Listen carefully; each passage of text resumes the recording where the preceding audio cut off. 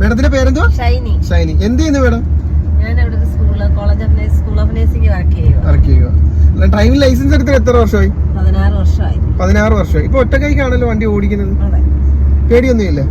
പേടി ഉണ്ടായിരുന്നു, ഇപ്പം കുറഞ്ഞു. കുറച്ചാ പറഞ്ഞിട്ടുള്ളൂ? കുറഞ്ഞു.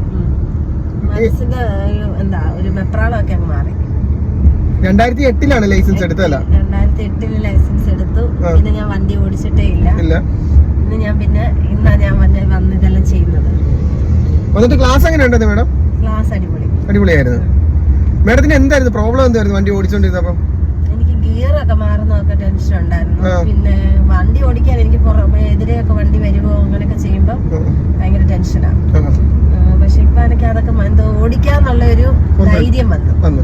നേരത്തെ ആ ധൈര്യം ഇല്ലായിരുന്നു? ഇല്ല. ഞാൻ എനിക്ക് ബസ് വന്നിറങ്ങി ഇങ്ങോട്ട് വരുമ്പോഴും ടെൻഷൻ ആയിരുന്നു, എങ്ങനെ പറ്റും.